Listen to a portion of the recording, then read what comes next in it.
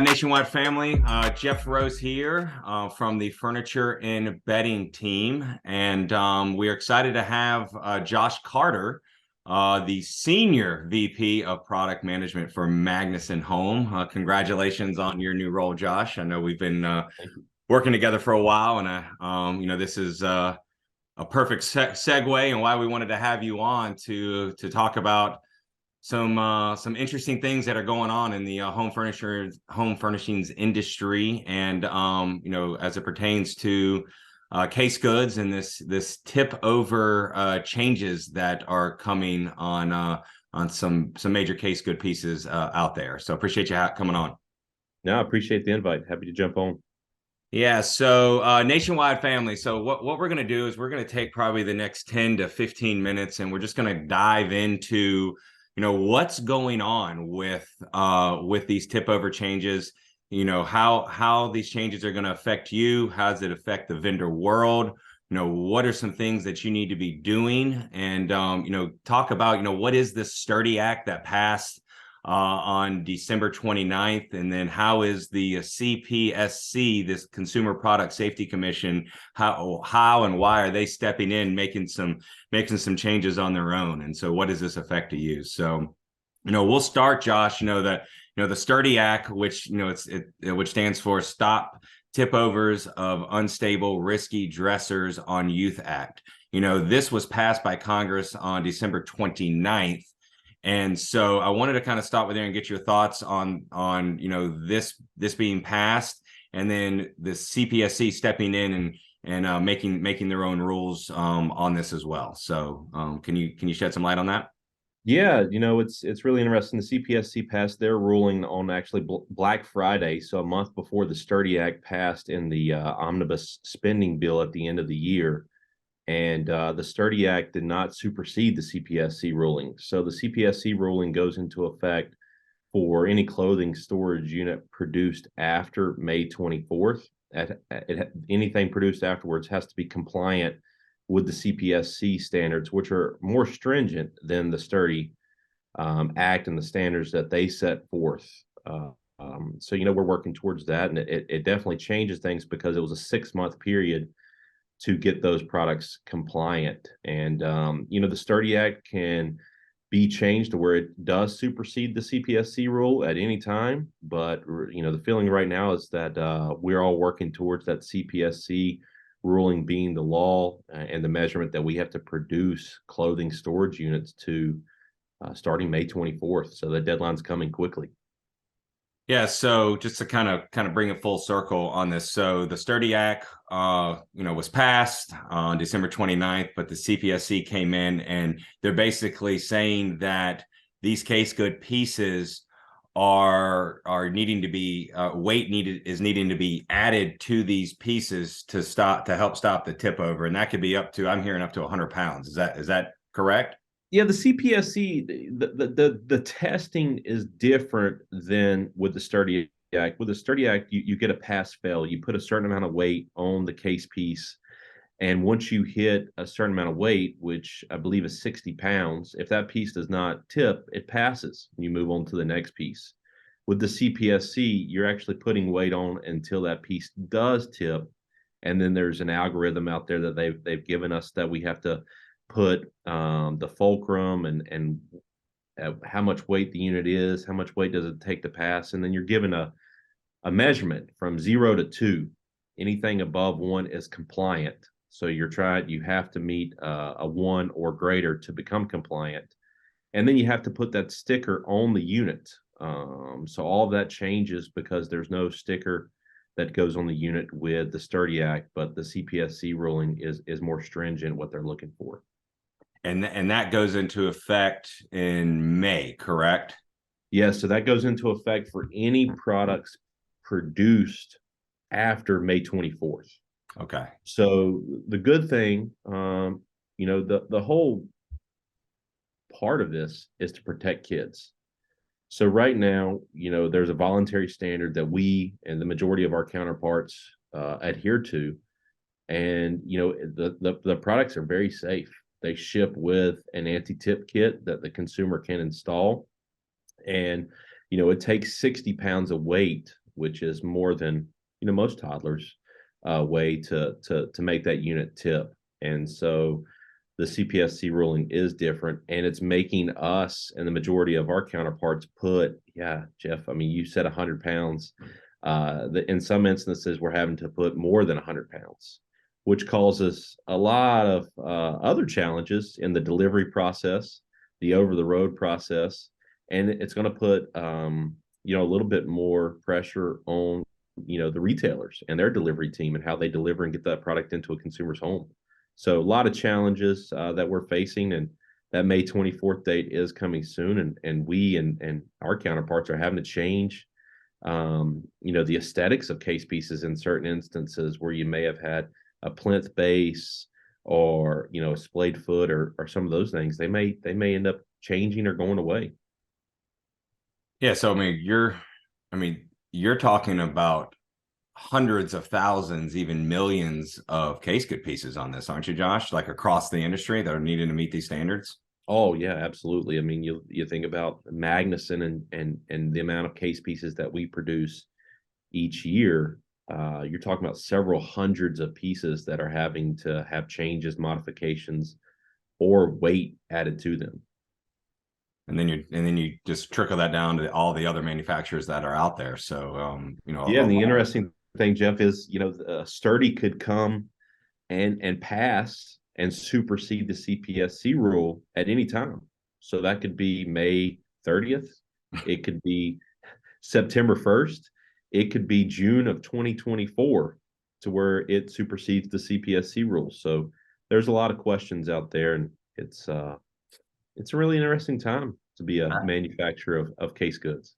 I bet. So thank you for diving into just kind of the effects of, on the vendor world of what you guys are having to do. But, what course of actions do you feel, retailers out there need to make? Because, it doesn't sound like this is going away. This is going to happen. And so, we just take the nationwide network. We have 3,400 furniture and bedding retailers out there, that, we're starting to get calls. And so this is, one reason why we're having you on. What advice or what actions do you feel these retailers need to be making or need to be asking other manufacturers?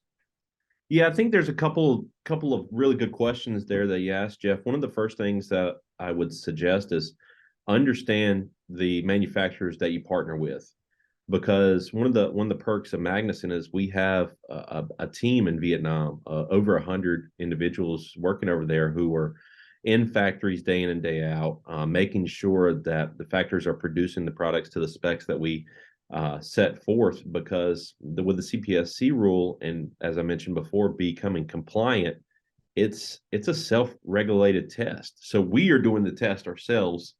And so if a retailer has a product from Magnussen on their floor and it has a rating of 1.1, we have a team who's making sure that that product's being produced to those standards and is compliant.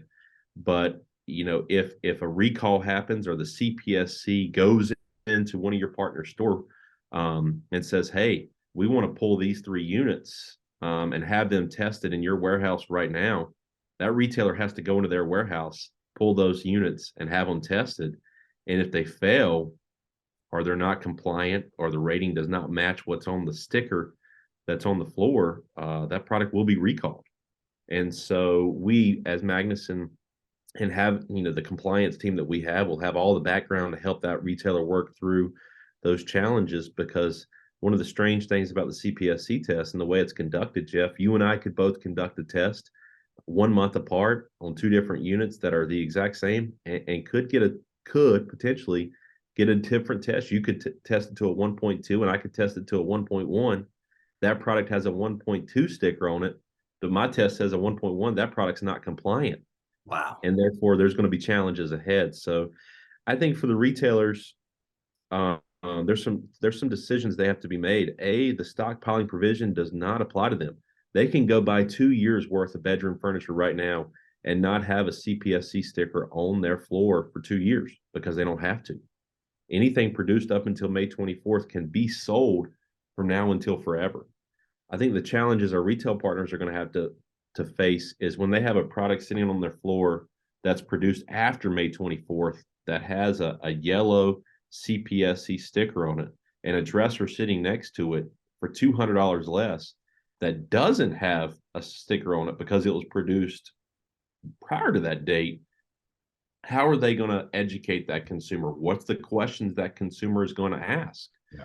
What does a 1.5 rating mean compared to a 1.3? And how do they explain that? Because, you know, your retail partners, some of the best in the nation, are on the front lines of talking with consumers. They're going to have to understand that. Their salespeople are going to have to understand it. And, you know, those are the things that we fear. We're doing everything in our power to change the products, get them compliant, and, you know, be a good partner. But, you know, there are going to be challenges down the road that we're all facing. Yeah. So, and that's a great answer there, Josh. But you said a couple things that I want to follow up with. So you mentioned, you know, stockpiling and, you know, before a certain date. And, you know, for those retailers out there that are listening, you know, I mean, is there a timestamp that you guys are putting on boxes, or, you know, how are the timelines regulated? You know, I know one's going to have a sticker after a certain date, but if you're stockpiling, you know, so how does a retailer, you know, is able to have that timeline in their warehouse? Yeah, the stockpiling provision is for us, the manufacturer, and for those retailers who made direct import from their own manufacturing network. So that stops us from buying 2 years worth of furniture and literally stockpiling that. So if we've sold the median, and there's median and averages and all this stuff that says how much product we can produce, if we produce more than that, we are, you know, considered stockpiling. I can tell you we're not doing that, because if you look at the units that were produced last year in the last 13 months, with the furniture business seeing the records that it did, we produced a lot of furniture. But it stops us from buying 2, 3, 4 years worth of furniture and putting it in our warehouse. Mm-hmm. It does not change what the retailer can buy. The products that we have in our warehouse today, they're able to sell for forever. And the products that we're producing up until May 24th that will be in our warehouse, they will be able to be bought and sold forever. But what the retailer needs to know is, when a product comes off the line and it's about to go in the box, our manufacturer partners put a manufacturer label on that.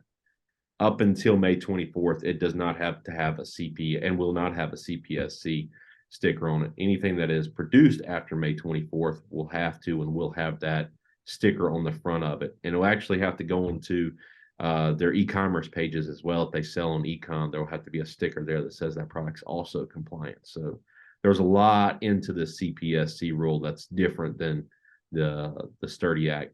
Yeah, that was passed in December. And then thank you for sharing that, Josh. But then you also mentioned just, you know, the cost. You know, I mean, you've got the re-engineering and, you know, having to add the weight, and then you've got the logistics part of this, the freight and the algorithm, even just on the LTL loads going to our retailers and things of that nature. But, you know, what about just the actual cost itself? I mean, you mentioned that there's probably going to be a price hike just due to the manufacturing part on building the furniture overseas. I mean, what are you seeing, or how much do you feel that's going to be? Yeah, so there's an overall cost to the cost to produce the product, the first cost. Then there's a cost to increase the packaging, because whatever burst strength you're using for the packaging now has to be increased. And so, you know, we're seeing of upwards of 35% price increases coming across between the weight that's added, the changes that are made if we make the case bigger. In certain instances, we're making cases deeper to make them more safe as well, to allow us to not lose the drawer box depth. So, you know, that drawer box says 14 inches. We want to keep it 14 inches, but we have to make the case deeper to take the weight that needs to be added to the inside of that case. And then the burst strength for the packaging has to be increased as well. So all that we're seeing, you know, in some instances, not all, some instances could be up to 30, 35% increase.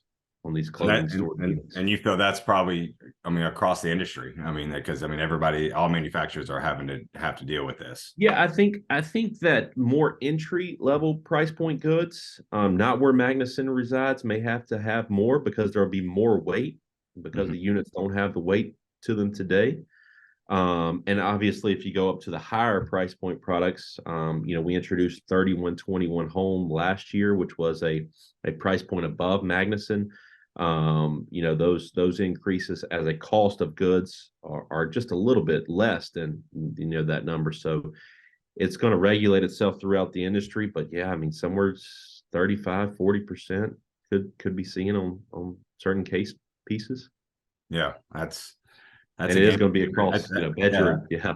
That's a game changer in the industry for sure. So, all right, well, a One of lot the of interesting things, real fast there, Jeff, not to interrupt you, man, I'm no, sorry, but one of the interesting things is nightstands, because anything with the CPSC adheres to greater than 27 inches. So if a unit is under 27 inches, it's not on the CPSC ruling and it doesn't meet the standards. But the majority of the nightstands out there in the industry are greater than 27 inches and will have to adhere to it. And the amount of weight having to be added to those is quite a bit. So we all have our hands full as we quickly approach this May 24th deadline. But it's full steam ahead here, and we've got our team in Vietnam doing testing every day and trying to figure out how we're going to proceed with this. And we plan to be talking about it not only at pre-market but market, because the whole goal, just like this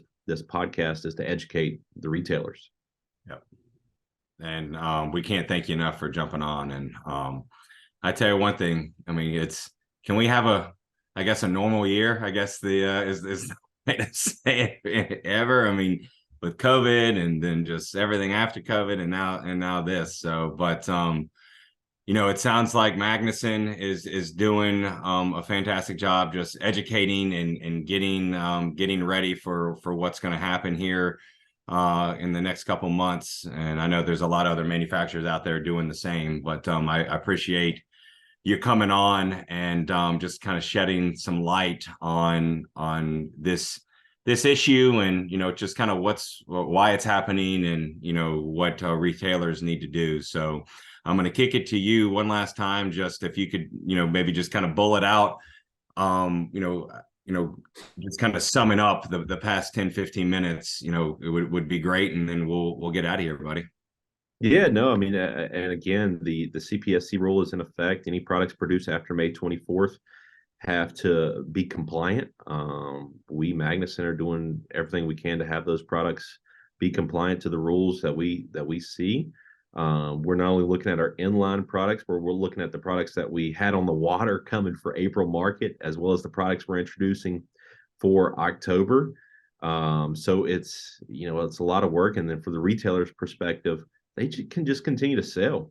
Every retailer is going to have their different stance. Some of them are going to say, what are some opportunities? Because there are going to be some opportunities to buy some product out there.